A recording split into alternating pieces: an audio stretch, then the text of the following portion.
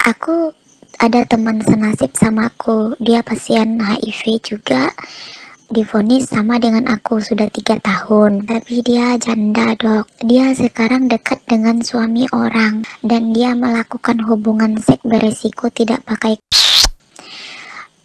Aku sudah sering ingatin dia dok, tapi dia kan suka cerita ke aku nih, bagaimana dia melakukan hubungan seks sama suami orang itu, tapi suami orang itu tidak tahu kalau dia itu pasien HIV.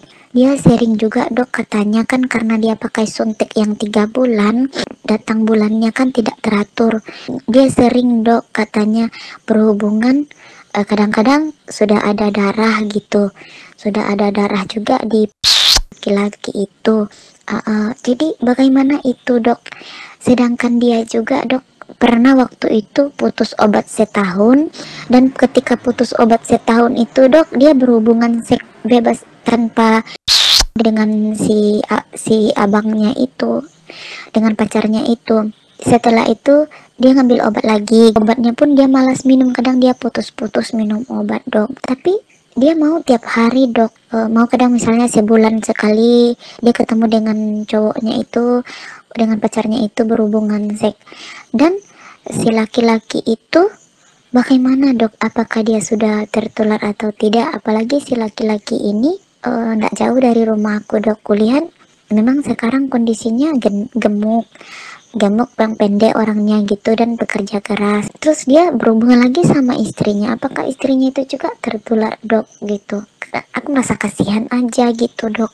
Aku udah ingatin teman aku, tapi kayaknya teman aku santai-santai aja, enjoy aja. Mungkin yang ada dalam pikirannya, masa cuma aku aja yang sakit, orang juga harus kena gitu kan.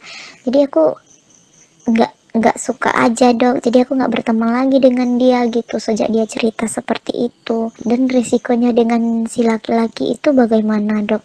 Dia masih pakai istrinya yang sah, jadi setelah dia berhubungan dengan si perempuan ini, dia berhubungan lagi dengan istrinya dok. Dan saya rasa nggak mungkin pakai pengaman kan dia berhubungan gitu. Dan si laki-laki ini peminum berat dok, suka minum whisky, suka minum bir.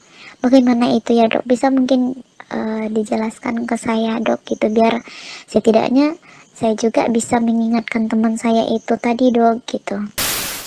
Halo semuanya, balik lagi sama aku Emma. Kita masih lanjut diskusi dengan seorang wanita, kita sebut saja Ibu Ami. Pertanyaan kali ini tentang kondisi kesehatan dari temannya yang menderita HIV. Sebenarnya agak gemes sih ya kalau dengar kasus seperti ini, di mana seorang penderita HIV dengan sengaja dan sadar menularkan HIV tersebut kepada orang lain, terutama yang sudah berkeluarga gitu. Entah karena dendam, benci, jengkel, atau gimana aku nggak tahu. Tapi kalau menurut aku, yang namanya selingkuh saat menikah tetap salah gitu kan. Oke lah, kita nggak bahas masalah selingkuhnya, yang kita bahas masalah kondisi penyakitnya. Nah, pertanyaannya bagaimana kondisi penyakit dari si bapak dan si istri bapak yang tidak tahu apa-apa.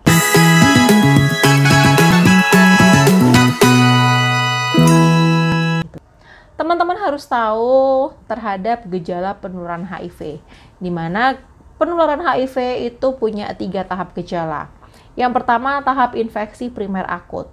Tahap infeksi primer akut ini berlangsung selama 1 hingga 4 minggu setelah seseorang terinfeksi HIV. Tahap infeksi primer akut ini gejalanya persis seperti penyakit flu biasa. Adanya demam, nyeri otot, batuk, pilek, nyeri tenggorokan, nyeri sendi, lalu ruam, sakit tenggorokan, diare. Gejala-gejala ini terjadi karena tubuh bereaksi terhadap virus HIV.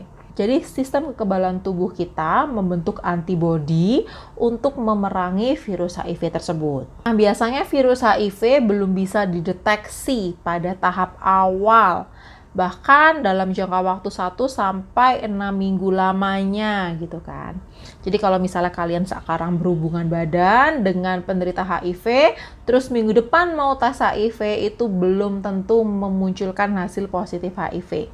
Biasanya perlu waktu sekitar 1 sampai 6 minggu, bahkan ada yang sampai 3 bulan baru bisa menunjukkan adanya tanda-tanda positif HIV dalam darah. Masuk tahap kedua adalah tahap tanpa gejala, di mana kekebalan tubuh seseorang itu tidak berhasil menghentikan penyebaran replikasi virus HIV di dalam darah. Nah, tahap tanpa gejala ini, seseorang punya virus HIV lumayan banyak dalam tubuhnya, tidak menimbulkan gejala apapun, kondisi tubuhnya sehat-sehat saja, namun dia bisa menularkan virus HIV kepada orang lain.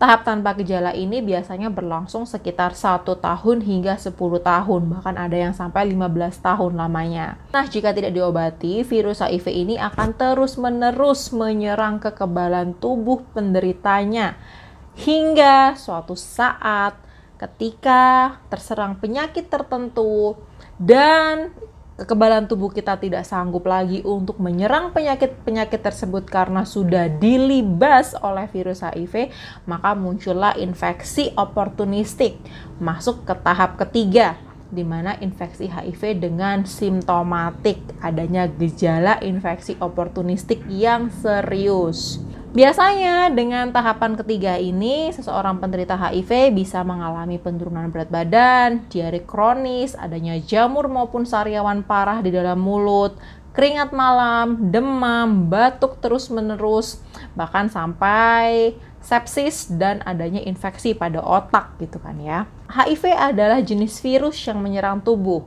yaitu Human Immunodeficiency Virus. Sedangkan AIDS adalah seseorang yang sudah terinfeksi HIV dan memunculkan gejala-gejala simptomatik yang parah, yaitu Acute Immunodeficiency Syndrome.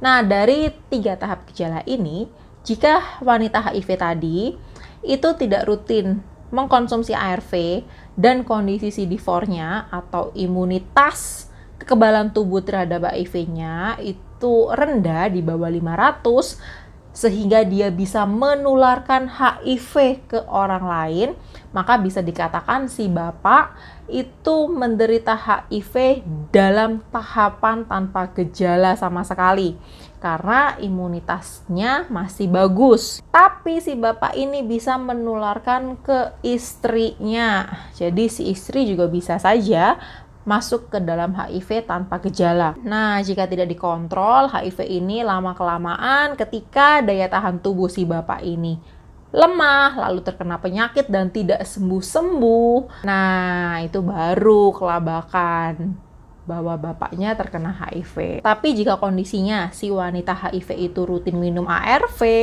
dengan status undetectable viral load, di mana jumlah virus HIV-nya kurang dari 200 ml dalam darah, maka bisa dikatakan bahwa wanita tersebut tidak bisa menularkan virus HIV ke bapak walaupun melakukan seks tanpa pengaman. Jadi si bapaknya aman, istrinya aman. Namun kalau misalnya si wanita ini ternyata viral load-nya tinggi, CD4-nya rendah gitu kan, dia mungkin saja menularkan HIV tersebut kepada si bapak dan kepada istri si bapak. Jadi perlu diketahui dulu jumlah viral load pada si wanita HIV dan jumlah CD4 ataupun viral load pada si bapak serta istrinya. Nah, jadi buat kalian yang merasa gaya hidupnya tinggi resiko terhadap HIV dan sampai sekarang belum mendapatkan gejala-gejala HIV, aku sarankan untuk tetap rutin kontrol CD4-nya ataupun viral load-nya paling tidak sekitar 3 bulan sampai 6 bulan sekali untuk mengetahui perkembangan dari daya tahan tubuh kalian. Dan sebaiknya semakin cepat pengobatan ARV dilakukan akan semakin bagus pula kekebalan tubuh dan kesehatan kalian, serta lebih aman juga untuk pasangan. Yang sangat disayangkan adalah jika kalian baru tahu terkena HIV itu saat kondisi tubuh sudah parah. Misalnya sudah jamuran, sariawan, sepsis, bahkan sampai infeksi otak, itu ARV biasanya tidak terlalu membantu untuk mengobati HIV ini nih. Kalau misalnya kalian ada pertanyaan atau ada yang ingin diskusikan, silahkan komentar di bawah. Dan dari teman-teman, see you di video lanjutan ya. Bye-bye. Bye-bye.